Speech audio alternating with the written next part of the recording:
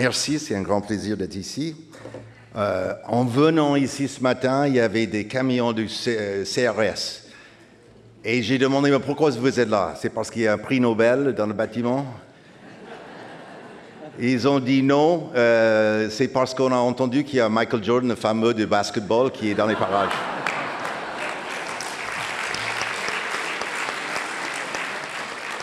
Non, mais mes compliments à Philippe, et je suis très occupé maintenant, mais je vais dire plus ou moins la même chose qu'il vient de dire. Lui était un peu plus macro, moi je vais être plus micro. Les algorithmes, quels sont les algorithmes qui fournissent cette technologie, qui sont derrière? Et ce sont des ingénieurs qui utilisent ces algorithmes. Il faut que ces algorithmes parlent à nous aussi, à tout le monde. Qu'on ne prenne pas, on va changer les algorithmes un petit peu, on va élargir le champ des algorithmes. Ce n'est pas seulement l'informatique qui est important, mais comme vous voyez dans mon titre, ça va être aussi l'économie et la statistique. Donc, d'abord, qu'est-ce que c'est IA? Philippe déjà a reconnu que l'histoire a commencé en 1950, plus ou moins. Mais on n'a pas créé l'IA à ce moment-là, et en fait, on n'a jamais créé IA. Il n'y a pas IA comme eux, ils ont pensé. Il n'y a pas le penser dans la machine. La machine ne pense pas. La machine analyse beaucoup de données, fait des prévisions. C'est différent. Et en fait, en même temps, il y avait une autre histoire qui était séparée plus ou moins, ça ne faisait pas partie de l'IA, c'était apprentissage par machine. C'était des algorithmes d'apprentissage qui sont basés sur la statistique, traitement de signal, théorie de contrôle, et ça commençait tout petit, mais ça devenait très grand dans 10 ans. Et déjà en 2000, il y avait des boîtes comme Amazon qui utilisaient machine learning à grande échelle. Et c'était pour les supply chains, approvisionnement, non pas pour interagir avec les êtres humains. Mais ça marchait. Maintenant, Amazon a une connexion entre des milliards de produits et des milliards de personnes. Et ça, ce serait impossible sans les machines. Et en fait, pour ajouter un petit peu à l'histoire que Philippe nous a racontée, en 2000, pour faire tout ça à grande échelle, avec toutes les données qu'il y avait sur les navires, sur les avions, sur les grèves, etc., tout ce qui est micro pour faire les prévisions, d'où sont les produits et qu'est-ce qui manque et tout ça, il y avait besoin de plus d'un ordinateur. Il y avait besoin de genre 10 000 ordinateurs.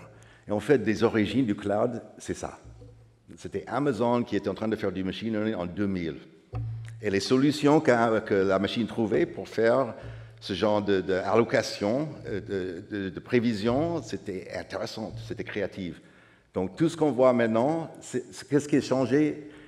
On a pris les données des grèves et des trains, etc., et on a remplacé avec des données de langage.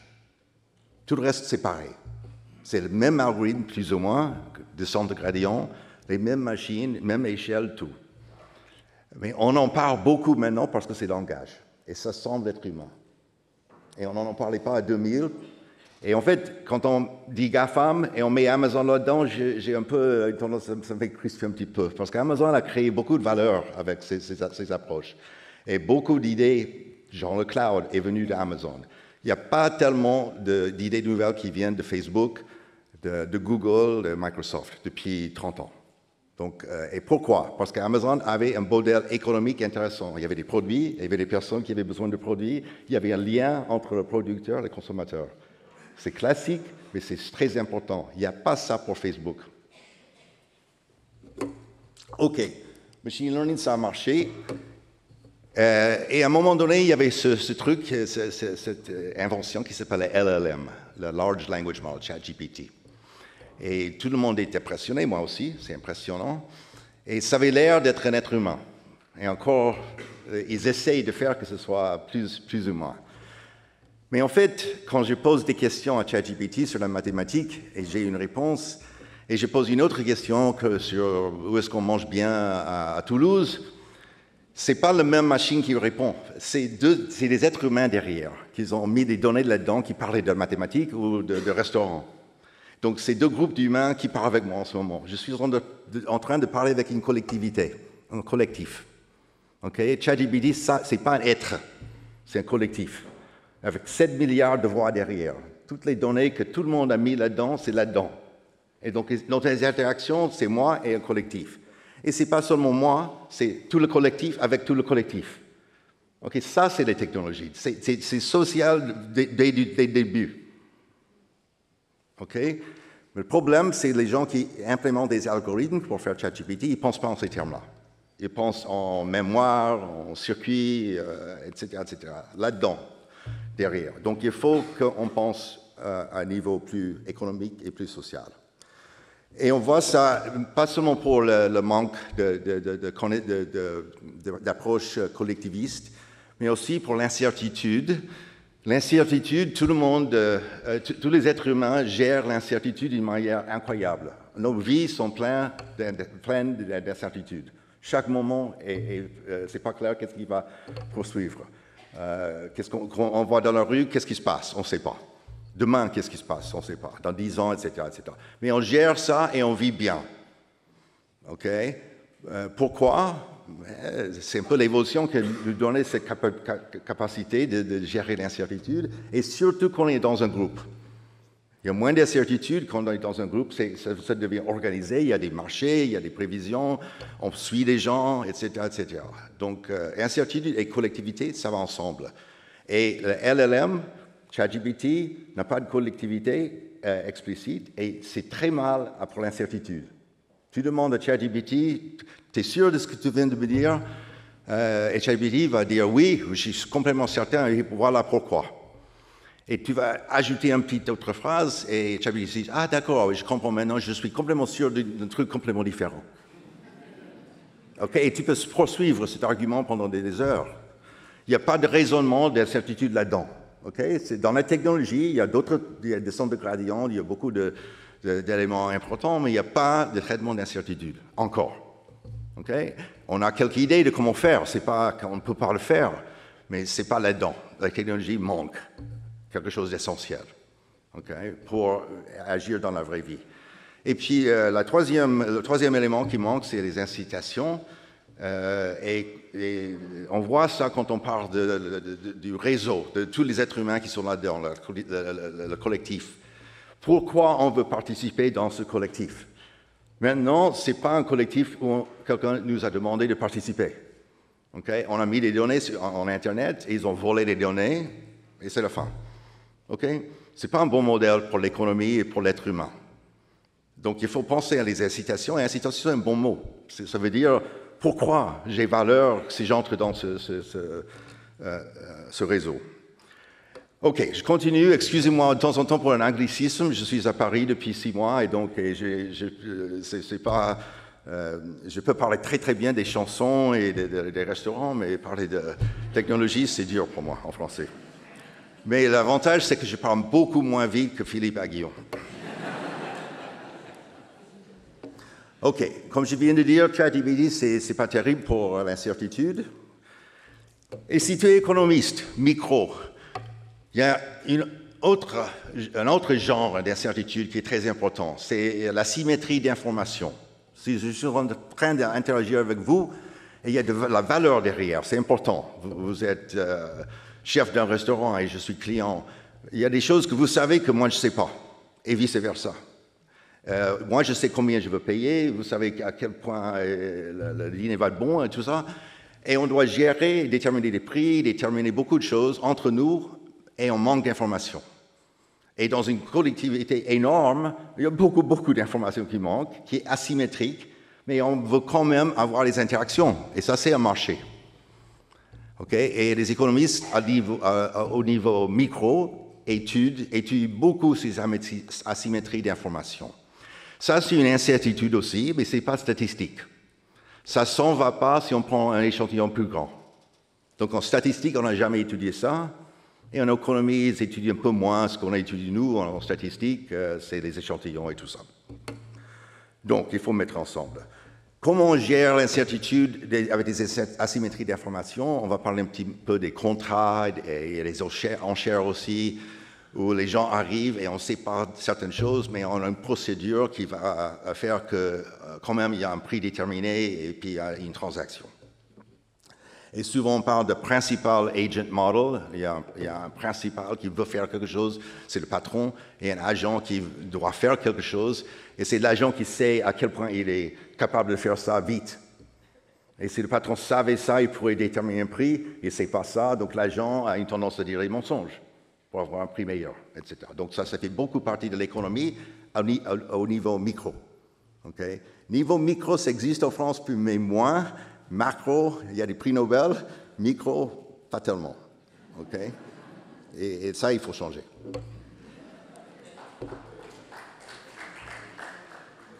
Donc, pour résumer un petit peu, on a un grand réseau avec beaucoup de participants, des milliards, nous, mais pas seulement nous. Il y a des machines là-dedans aussi.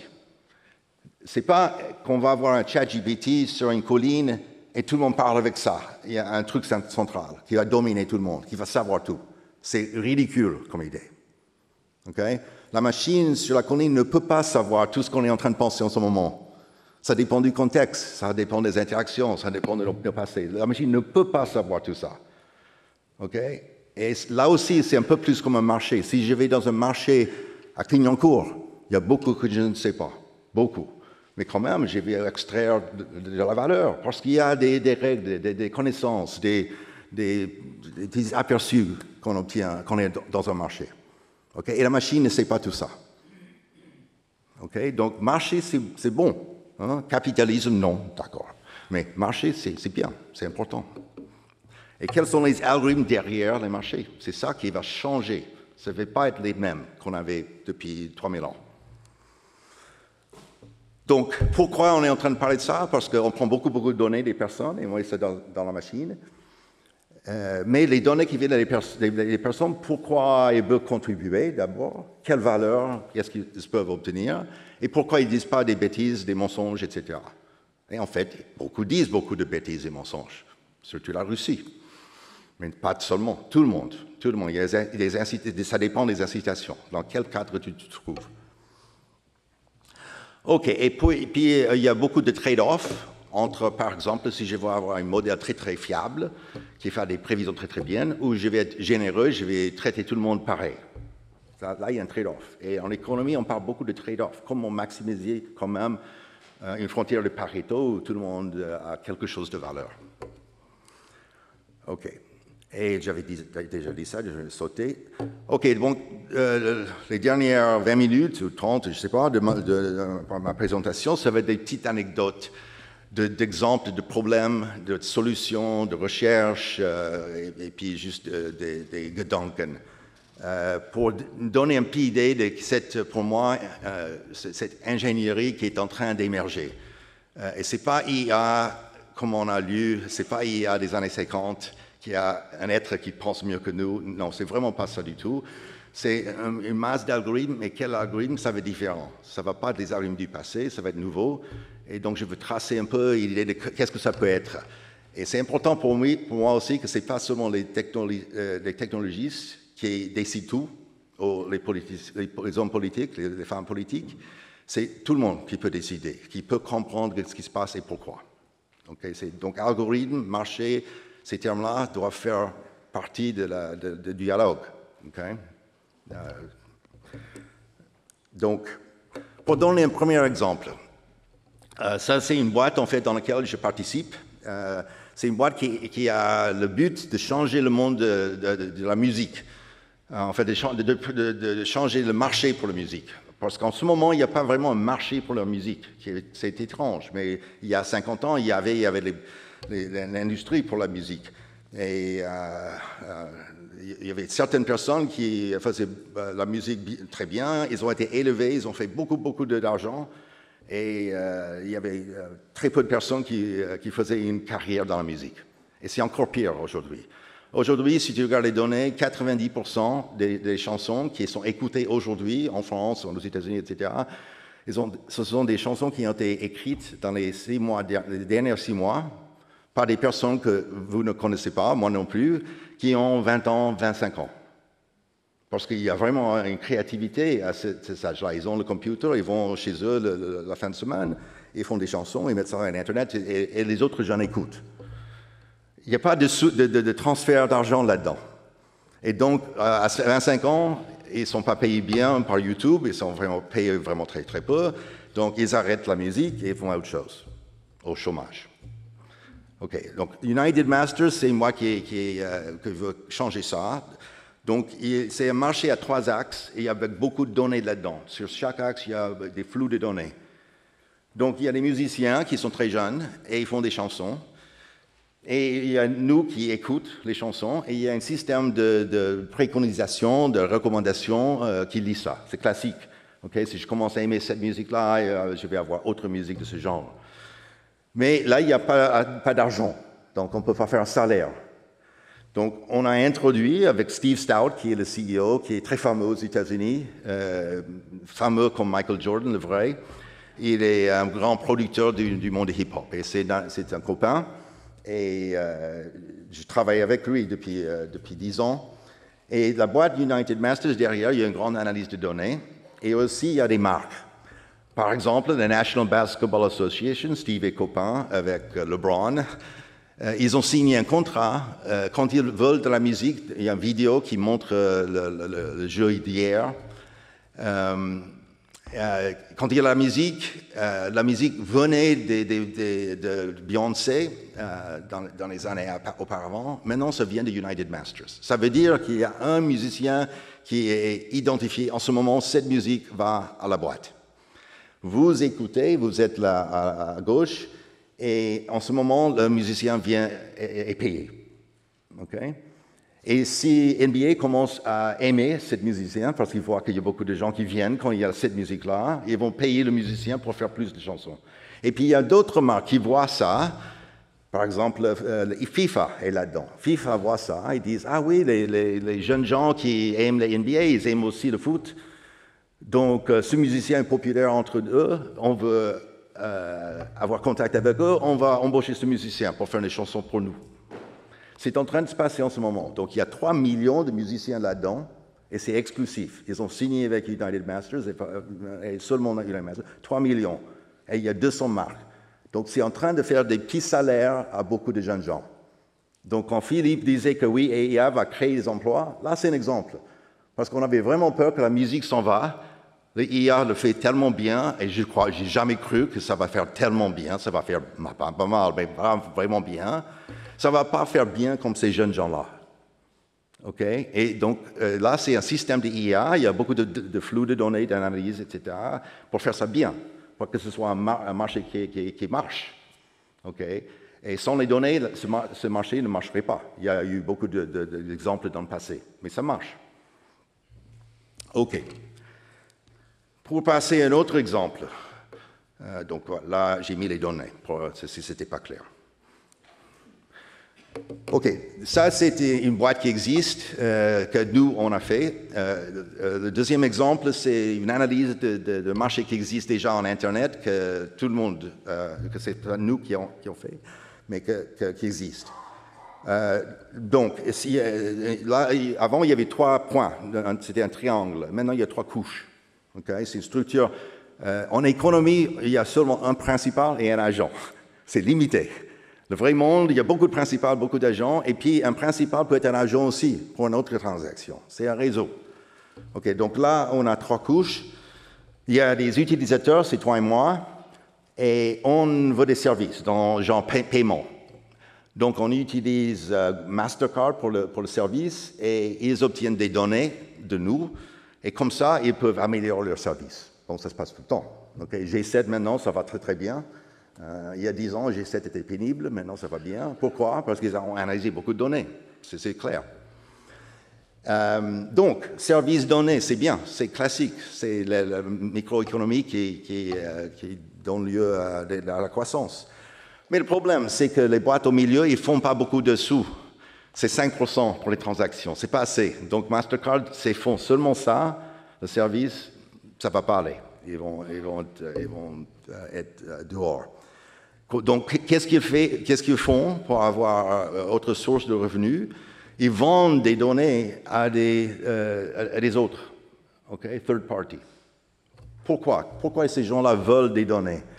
Mais ils font de la recherche du marché. Si je veux ouvrir un restaurant dans le 3e de Paris, je dois avoir quelques idées si ça va marcher. Et je peux regarder les données, qu'est-ce que les gens disent, qu'est-ce qu'ils font, quelles transactions ils font. Ah, il y a beaucoup de transactions pour la pizza, là et pas là. Ah, il y a une opportunité. Donc, il y a beaucoup de gens qui achètent des données pour faire la recherche du marché, beaucoup de marchés. Donc, il y a un prix déterminé pour les données. C'est intéressant déjà, c'est un marché pour les données. Ce n'est pas un marché pour les frigos, etc. C'est un marché pour les données. Mais le problème maintenant, les gens à gauche, ils ont perdu quelque chose maintenant. Ils ont perdu la vie privée, la privacy. Okay? Ils réalisent ça. Ils disent, ah, mes données vont à vous, au milieu, mais et vous donnez à quelqu'un d'autre, j'aime pas ça. Okay? Je vais aller aux avocats, aux hommes politiques, et je vais demander qu'il y ait régulation, que ça ne se passe pas. Donc ça détruit tout. Bon, on est content? Non. Donc, qu'est-ce qu'on peut faire qui est meilleur? Il y a des algorithmes qui existent qui peuvent aider pour la protection de la vie privée. Okay? Si je donne des données, il y a des algorithmes, ça s'appelle differential privacy, privacy différentielle, où tu ajoutes un peu de bruit aux données. Et si tu ajoutes beaucoup de bruit, je suis vraiment protégé à ce moment. Okay? Et donc, il y a des théorèmes là-dessus. Pour le census aux États-Unis, qu'on fait tous les 10 ans, ça a été utilisé pour protéger la vie privée, mais quand même faire de l'analyse des citoyens aux États-Unis. Donc, on peut faire ça, et le gouvernement pourrait réguler, dire on va ajouter tel ou tel niveau de bruit, pour protéger les citoyens. Okay? On a analysé cette approche, et ça ne marche pas non plus. Je vais vous dire pourquoi. Meilleur, c'est d'utiliser ça comme un marché, de dire aux boîtes au milieu, de dire rien. Mais ils savent qu'il y a la possibilité d'offrir un service où il y a protection de la vie des données. Ils peuvent ajouter du bruit eux-mêmes. Okay? Ils peuvent dire, par exemple, Google peut dire on va ajouter très peu de bruit, et Mastercard peut dire on va ajouter beaucoup de bruit. Et donc, les utilisateurs vont voir ça, ils vont dire c'est important pour moi de protéger mes données. Je vais aller à Mastercard. Et peut-être beaucoup de gens vont faire ça. Donc, Mastercard va avoir beaucoup de données, leur service améliore, et donc, il y a un bon petit circuit là. Mais le problème maintenant, c'est que ceux qui achètent les données vont voir un Mastercard qui ajoute beaucoup de bruit. Ces données ont moins de valeur. Okay? Et donc, il y a une contre-tendance. Et à ce moment-là, qu'est-ce qui se passe? C'est là où on peut être des mathématiciens, analyser ce système. Okay? Ce système avoir des points d'équilibre entre les prix, les productions, qui va où, et la protection totale de la vie privée des gens. Tout ça peut être mis dans une équation. Ce n'est pas une équation de machine learning, ce n'est pas une optimisation. C'est un équilibre qui est différent, bien différent. Donc, avec Ali Reza Fallah, qui est mon postdoc, on a fait ça. Et je vais vous montrer l'analyse dans un moment, mais juste pour dire comment on pense à des systèmes où il y a des principales et il y a des agents. La théorie des incitations, en fait, c'est une invention française, un petit peu. Il y a eu Jean-Jacques Lafont, qui a écrit un livre très fameux en 1970, qui est la théorie des incitations. Et là-dedans, il y a beaucoup d'idées de comment gérer des systèmes où il y a cette asymétrie entre ce que je sais moi et ce que vous savez vous. Et donc, par exemple, une façon de faire, et dans les avions, quand j'étais jeune, tout le monde payait le même prix, comme au cinéma, pour entrer dans l'avion. Okay? Et ça marchait un petit peu, mais à un moment donné, ça ne marchait plus. Et les avions étaient, aux années 80, en train de tomber. Donc, qu'est-ce qu'ils ont fait? Mais les gens qui ont créé cette théorie d'incitation, ils ont introduit l'idée de business class et economy class. Et peut-être on n'aime pas ça, c'est pas socialiste, mais ça fait que si j'ai vraiment besoin d'aller à Rome, je peux payer un peu plus et être sûr d'aller à Rome. Et avec mon petit vin et avec mon siège un peu plus grand. Le lendemain, peut-être pas. C'est pas seulement que je suis riche, c'est le moment. Okay? Et personne ne peut déterminer ça. L'avion, la compagnie aérienne ne peut pas savoir, mais moi je sais. Et si je l'offre avec les prix et les disponibilités et tout ça, je vais choisir quelque chose qui convient à moi. Et donc eux, ils pensent qu'il y a un collectif qui fait ça. Certains gens vont choisir le business et d'autres le moins payant. Et on va remplir l'avion, mais le prix ne va pas être très bas. On ne doit pas déterminer un prix pour absolument réguler pour tout le monde. Et donc, ça a fait le succès des avions, des compagnies aériennes, après, c'est ça. C'est un grand succès de la microéconomie. Donc, il y a des algorithmes là-dedans, ce n'est pas juste des maths. Ça s'appelle un contrat, service-prix. Et on donne le même contrat à tout le monde. Ce n'est pas que certains gens ont priorité, tout le monde a le choix. Okay? Donc, comment est-ce qu'on peut mettre ces algorithmes en contact avec l'IA? Est-ce qu'il y a de l'IA dedans? Et pour moi, c'est la grande opportunité. Il n'y a pas d'IA dedans, dans le sens qu'on détermine un contrat une fois pour toutes, des personnes intelligentes dans une salle ont décidé les prix, les services, etc. Et de temps en temps, ils changent ça. Mais il y a des algorithmes d'apprentissage qui peuvent apprendre quel est le prix meilleur. Okay? Et quel est le service qui va le mieux pour la majorité des personnes. OK, pour retourner donc à cet exemple-là, on a fait exactement ce genre d'analyse. On a pris le modèle, le principal agent, on a mis là-dedans. Donc, une plateforme, dans ce cas, peut être un principal, quand il fait des interactions avec les acheteurs, mais peut être un agent quand il fait des interactions avec les utilisateurs. Donc, c'est un peu nouveau, ça agrandit un peu la théorie des incitations. Et on peut le faire. Donc, juste pour entrer un petit moment dans un peu de mathématiques, parce que je sais que certains parmi vous sont très mathématiques. Donc, on peut analyser l'algorithme de ce genre de système, et l'analyse mathématique, c'est un algorithme aussi. Donc, on fait dans un ordre, on détermine d'abord qu'est-ce que la plateforme peut imaginer faire, et puis après quelqu'un d'autre, et puis après quelqu'un d'autre. Et tous les êtres qui décident, ils savent que les autres vont décider après. Et ils pensent un peu qu'est-ce qu'ils vont faire, et ils choisissent la solution meilleure pour eux en pensant au futur. Donc, c'est un peu de mathématiques algorithmiques. Et on détermine un point d'équilibre pour le système. Okay? Mais ce point d'équilibre dépend de beaucoup de variables. Le niveau de privacy qui est imposé, si on peut avoir une borne inférieure sur la privacy, le gouvernement pourrait dire qu'au moins ce niveau de privacy il faut avoir. Ou bien autre paramètre de ce système. Okay? Et donc, on trouve un petit diagramme où il y a des points d'équilibre qui bougent selon le changement de ces paramètres. Donc, quelqu'un dans le gouvernement peut changer ces paramètres un petit peu et voir où vont aller les points d'équilibre. Et un point d'équilibre détermine qui a le résultat qu'il veut, qui n'a pas le résultat qu'il veut, etc., etc. Et puis le total, le bien social. Okay? Et si tu veux faire la régulation dessus, sur un système compliqué comme ça, avec les 3 couches et tout ça, ce n'est pas en regardant les algorithmes là-dedans que tu vas réguler. C'est en regardant les équilibres et le bien social qui résulte d'un certain choix de paramètres. Et là, il faut réguler. Il faut dire, on ne veut pas être dans ce côté-là du diagramme. Le paramètre doit être où pour ne jamais aller dans cette partie du diagramme. Et donc, juste pour terminer cette anecdote, en Europe, il y a le GDPR, qui est plus ou moins une régulation qui a été faite trop vite. Et en fait, il y a des bornes qui sont pour tout le monde. Et c'est pour ça qu'on va dans les sites web maintenant, on doit cliquer, oui, j'accepte les cookies. Okay? C'est un peu le seul résultat de ce loi. Et l'autre résultat, c'est très négatif, c'est que les boîtes de petite taille ou de taille moyenne, ils sont abîmés, et les grandes boîtes, non. Exactement comme Philippe Aguillon vient de dire. Okay? Et donc, on a fait l'analyse avec une approche qui est différente, qui a plusieurs niveaux de protection de privacy.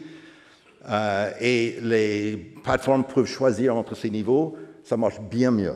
Tout le monde est protégé. Les utilisateurs et aussi les plateformes de petite taille. Okay? J'avais l'occasion, j'ai fait ce talk en février, et le président de la République, Macron, m'a fait un texte, enfin ce secrétaire, et je suis allé à l'Élysée et il voulait parler de ça. Pour moi, c'est un homme très intelligent, il a tout compris, ses questions étaient super, et c'est la première fois que j'ai vu un président, j'en ai connu d'autres, qui fait ce genre de questions qui sont très pertinentes pour le futur. OK. J'aimerais des questions, donc je vais essayer de faire ça très vite. Dans les essais cliniques, c'est un domaine où il y a beaucoup de données, il y a des incitations. Et ça n'a jamais été utilisé, la théorie des incitations là-dedans. C'est la théorie de la statistique plutôt. Donc, les essais cliniques, c'est pour oncologie, etc. Ça coûte des millions d'euros par an pour faire des essais. Pourquoi ça coûte tellement cher? Parce qu'on prend de façon aléatoire 10 000 personnes dans une branche, je fais comme Philippe, je abîme tout. 10 000 personnes ici dans une branche qui contrôle 10 000 personnes qui sont en traitement, ça coûte cher et on donne le vaccin à eux et pas à eux et on fait une comparaison. OK. Le problème, c'est que les régulateurs dans ce système, aux États-Unis, ça s'appelle FDA, ils ont une tâche qui est de faire un bon choix. S'il y a une médecine nouvelle qui vient d'être proposée, ils veulent tester cette médecine, ce vaccin, etc., et déterminer oui ou non, ça peut aller sur le marché parce que ça aide les gens. Donc, ils prennent beaucoup de données, ils font l'analyse et essaient de décider avec des méthodes statistiques. Ils font ça très, très bien. Le problème, c'est que les médecines ne viennent pas d'une théorie scientifique, ce n'est pas des hypothèses qu'on teste, c'est des médecines qui sont proposées par les agents qui sont les boîtes de pharma. Et les boîtes de pharma veulent que les médecines vont sur le marché. Okay? Donc, s'il y a un prix qui est trop pour faire l'essai et savent que leur médecine a de petits problèmes, ils ne vont pas l'envoyer. Si en revanche, le produit est vraiment très très bien, ils vont l'envoyer n'importe quel soit le prix, parce qu'ils vont profiter quand c'est vendu. Donc il y a des incitations là-dedans, et j'ai fait des petits calculs là, je ne veux pas entrer dans le détail, mais s'il y a un profit qui est très bas, la boîte va calculer que son profit, même si la médecine ne marche pas, ça va être moins 10 millions d'euros. Donc, ils ne vont pas envoyer rien, sauf qu'ils savent que c'est vraiment quelque chose qui marche. Et donc, la FDA a une tâche simple. Les hypothèses sont bien, et ils déterminent ce qui marche et ne marche pas, et tout le monde est content. Le problème, que quand il y a des profits énormes qu'on peut réaliser, comme 2 milliards, qui est ibuprofène, un truc comme ça, donc, même si la médecine ne marche pas, on peut gagner 80 millions de dollars. Okay? Utilisons les chiffres qui sont là-dedans. Donc, la boîte a une incitation d'envoyer tout ce qui possède comme candidat, et certains vont aller sur le marché même si ça ne marche pas. Et c'est ça qui se passe. OK, donc, est-ce qu'on peut résoudre ça, ou seulement écrire au journal, dire que ça ne va pas, les boîtes sont affreuses, etc. Ou non, il y a une façon de résoudre ça. Et donc, on a créé une théorie nouvelle qui s'appelle Contract Theory, Statistical Contract Theory, théorie des contrats statistiques. Et je ne vais pas entrer dans les détails là-dedans, mais là, c'est un contrat qu'on offre à une boîte qui veut mettre une médecine sur le marché. S'ils veulent faire ce contrat, ils doivent payer, et puis ils doivent choisir combien ils vont être remboursés en dépendant de l'essai clinique. Okay? L'essai clinique montre quelque chose et ils peuvent prédire, ma médecine, je vais avoir un bon résultat, oui ou non. Donc, je peux parier en faisant le choix d'un menu, c'est comme business class, economy class. Okay? Et donc, là-dedans aussi, il y a des payoffs, donc il y a des données et aussi des incitations, il y a des payoffs, c'est tout un petit système, et on peut analyser ça de façon mathématique, et on peut dire si beaucoup de médecines vont aller sur le marché, qui sont des bonnes médecines ou non. Okay? Et on a fait ce genre de calcul et on est en train de parler avec le FDA pour faire mieux. OK, je vais passer là. Dernier petit point, c'est important aussi de penser pas seulement aux algorithmes. L'algorithme, c'est un langage. Mais on peut exprimer dans le langage aussi le but social, okay? Les métriques qu'on va utiliser. Avec mon étudiant Serena Wang, on a étudié ça dans un système des hôpitaux. Et juste très vite, à New York, le gouvernement a décidé il y a 10 ans que ça n'allait pas avec les hôpitaux, il y avait beaucoup de problèmes. Donc, ils ont publié une série de métriques pour mesurer chaque hôpital comment ça va, pour faire un leaderboard, un scoreboard. Le problème, c'est que les hôpitaux ont regardé ça, ils ont changé le protocole pour la mission des gens et pour faire qu'ils faisaient admission de moins de gens malades. Okay? Donc, 5 ans après, il y avait beaucoup plus de gens qui mouraient à New York à cause de cette régulation qu'auparavant. Ça s'appelle Goodhart's Law en économie, c'est bien étudié. Et là aussi, on peut analyser avec des données, avec des incitations et une approche en théorie des jeux qui s'appelle Agency Games. Il y a là aussi quelqu'un, juste pour dire très vite, l'hôpital sait les métriques qui sont meilleures pour mesurer eux-mêmes. Des métriques qui sont difficiles à évader, okay, à contourner. Okay? Et si le gouvernement demande aux hôpitaux de dire quelles sont les métriques meilleures, ils vont dire des mensonges. Mais dans certains cas, non. Ça aide de dire la vérité. Et donc, tout ça, c'est important de penser à ces termes-là. Donc, je vais conclure là. Je vais mettre un dernier slide juste pour animer un peu de discussion. Je saute cette partie-là. Voilà. Pour moi, IA, ce n'est pas une grande découverte de la pensée humaine, on comprend l'intelligence et on met ça dans la machine. Ce n'est vraiment pas du tout ça. C'est plutôt un champ d'ingénierie qui est en train d'émerger. Et il y a beaucoup d'éléments et il y a beaucoup à faire. Donc pour les jeunes gens parmi vous, ce n'est pas fini du tout, ça vient de commencer. Merci.